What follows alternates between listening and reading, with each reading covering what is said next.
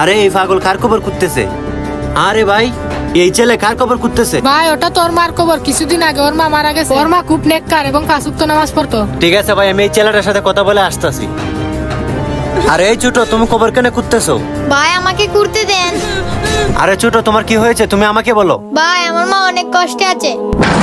কিন্তু ছোট ভাই, তোমার মা তো অনেক নেককার এবং পাঁচ ওয়াক্ত নামাজি ছিল, তাহলে তোমার মার কবরে এত আযাব কেন? ভাই আমার মা আমার স্বপ্নে এসেছিল। আরে ছোট ভাই, তোমার মা স্বপ্নে এসেছিল, তাতে কি হয়েছে? ভাই আমি আপনাকে বলি, ভাই আমার মা আমার স্বপ্নে এসে বলে এই জায়গাতে তুলে অন্য জায়গায় কবর দিতে। অন্য জায়গায় কবর দিবাই মানে? কিন্তু কেন?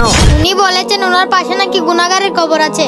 যখন এই গুনাহগারকে শাস্তি দেয় তখন আমার মা অনেক কষ্ট পায়। আরে ছোট, তুমি আমার সাথে চলো। আমি তোমার মায়ের জন্য আর পাশের এই গুনাহগারের জন্য আল্লাহর কাছে দোয়া করব, আল্লাহ যেন ওদেরকে মাফ করে দেন আর ওদের কবরে শান্তি দেন। চলো। না আমি আমার মাকে এই জায়গাতে তুলে অন্য জায়গায় কবর দিব।